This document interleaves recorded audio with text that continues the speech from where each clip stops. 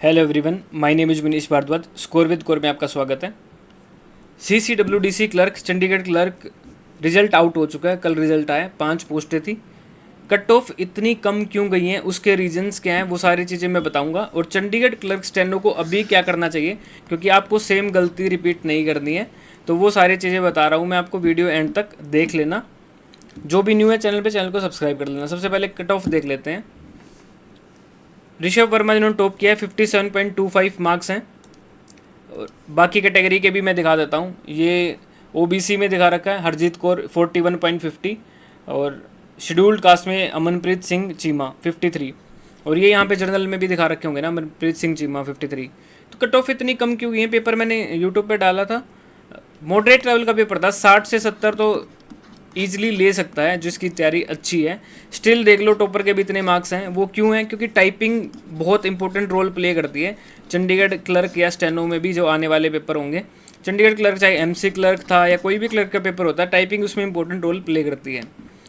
चंडीगढ़ में टाइपिंग 35 की स्पीड मांगी जाती है, लेकिन ये डिफरेंट है।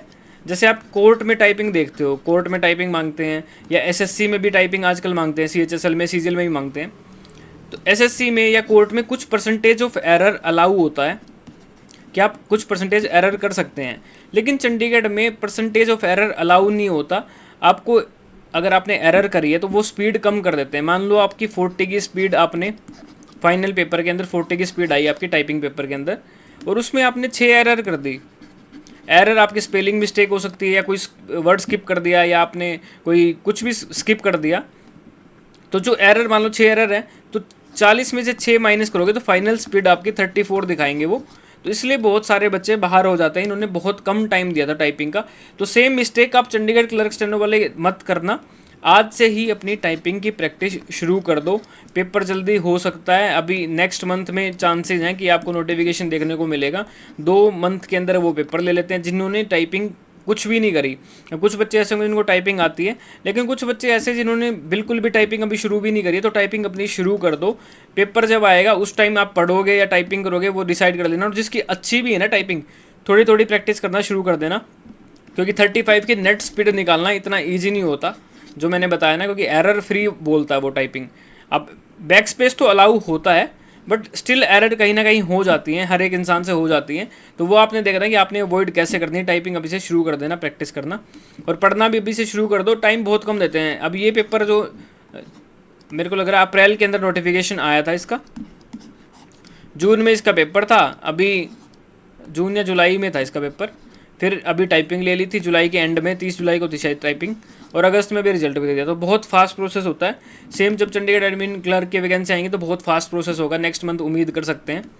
अभी पढ़ना क्या है, अगर आप एडमिन क्लर्क या स्टेनो की तैयारी कर रहे हो, या आप कांस्टेबल की भी तैयारी कर रहे हो चंडीगढ़ में, तो आपको क्या कुछ चीज़ें पढ़नी है इस टाइम पे। मैथ प्रिपेयर कर लेना।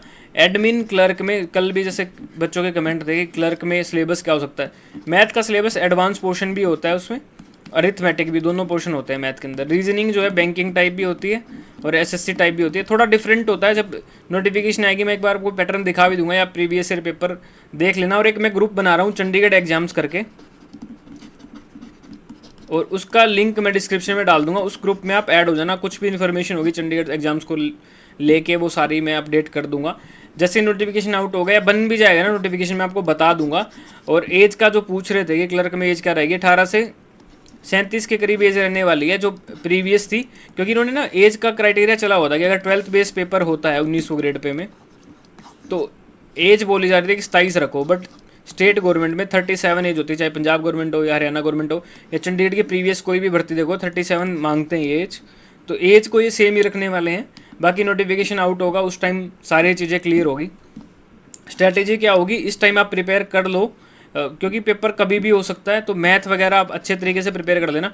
मैथ में इसमें एक पोर्शन जो स्टैटिक्स वाला होता है, वो भी अलग से पोर्शन आता है। जो प्रीवियस ईयर पेपर देखोगे आप एडमिन के, तो स्टैटिक्स अलग से पूछा जाता है। उसमें मीन मीडियन मोड वगैरह, प्रोबेबिलिटी वगैरह पूछा गया था।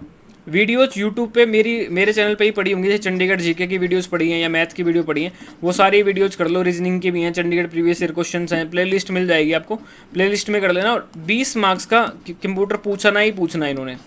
तो कंप्यूटर को भी आप अभी से प्रिपेयर कर लेना। चैनल पे मेरे पे वीडियो मिल जाएंगी, वो इनफ हैं। बाकी खुद से प्रैक्टिस कर लेना। और कोर्स में जैसे ही नोटिफिकेशन आउट होती है कोर्स में ले आऊँगा। जो भी क्लर्क का रिजल्ट आया है इसका भी मैंने कोर्स बेचा था, इस वाला कोर्स भी लॉन्च कर रखा था। तो उसमें बच्चे थे, उसमें से एक बच्चे का सिलेक्शन हुआ था जो टाइपिंग के लिए आए थे। उसमें बच्चे ज़्यादा नहीं थे, कम ही थे, क्योंकि मैंने क्लर्क और टीजीटी का सेम ही पढ़ाया था। जो कॉमन पेपर था टीजीटी के ज़्यादा थे, क्लर्क के थोड़े कम थे बच्चे उसमें।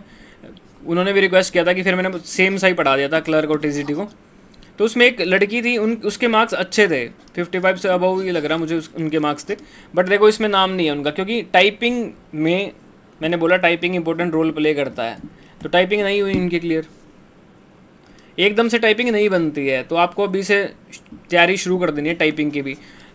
एक और चीज़ बताता हूँ इंटरेस्टिंग में आपको। 2015 में चंडीगढ़ एडमिन क्लर्क का पेपर हुआ। ये तो सबको पता होगा, जो आपके सीनियर्स होंगे या पूछ लेना किसी से भी। तो 15 के अंदर जब क्लर्क का पेपर हुआ, 100 बच्चे सेलेक्ट करने थे इन्होंने। 100 पोस्टें थी तो 100 बच्चे सेलेक्ट करने थे। पेपर काफ़ी बच्चों को क्लियर था। टाइपिंग में ना 100 बच्चे पोस्ट भी फिल नहीं कर पाए, मतलब टाइपिंग में सारे बच्चे आउट हो गए। जो पहले जैसे पेपर हुआ मेरिट बनी, तो ये बच्चे ऐसे स्क्रूटनाइज करते हैं ना कि ये बच्चे टाइपिंग के लिए बुला रहे हैं हम। तो 100 बच्चे भी नहीं बने जिनकी टाइपिंग क्लियर हो। फिर उन्होंने दोबारा लिस्ट निकाली, फिर 3-4 बार लिस्ट निकली थी उसमें ना, कट ऑफ भी बहुत कम गई थी। 4 बार लिस्ट निकली है कि मतलब बच्चों से टाइपिंग हुई ही नहीं 2015 में, क्योंकि उस टाइम इतना सीरियस लेता नहीं था कोई टाइपिंग को। और इनका क्राइटेरिया तभी से सेम ही है कि जो एरर है उसको अलाउ नहीं करते। तो 4 बार देख लो आप, 4 बार टाइपिंग के लिए कॉल आई थी। तो जिनके बहुत कम मार्क्स भी थे तो उनको सेम चीज़ें बेनिफिट काफ़ी मिला था कि कम मार्क्स में भी सिलेक्शन हो गया जिनकी टाइपिंग अच्छी थी।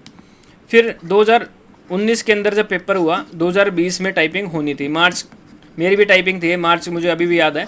18 मार्च को एडमिट कार्ड आए थे और अप्रैल या पता नहीं मार्च के एंड तक थी टाइपिंग होनी। तो उसमें क्या हुआ था कि कुछ बच्चों की टाइपिंग हो गई थी, कुछ बच्चों की टाइपिंग ले ली और फिर कोरोना आ गया तो फिर कुछ बच्चे रह गए। तो जो कुछ बच्चे रह गए थे ना, उनकी टाइपिंग दिसंबर में जाके हुई थी, दिसंबर 2020 में जाके टाइपिंग हुई थी उनकी।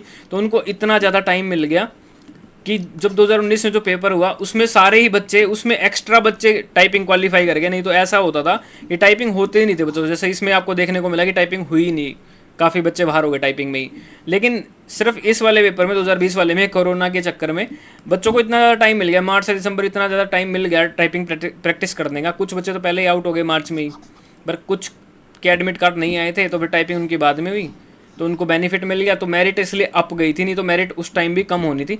बट अभी आपको टाइम नहीं देंगे तो टाइपिंग अपनी अच्छे से तैयार कर लेना। एकदम से पेपर कभी भी हो जाएगा। अब कोरोना दोबारा बार थोड़ी आएगा ना, है ना। ऐसा पेंडेमिक हम क्यों सोचे कि कोई पेंडेमिक आएगी। तो टाइपिंग अपनी प्रिपेयर कर लेना, यही सजेशन दूंगा मैं आपको।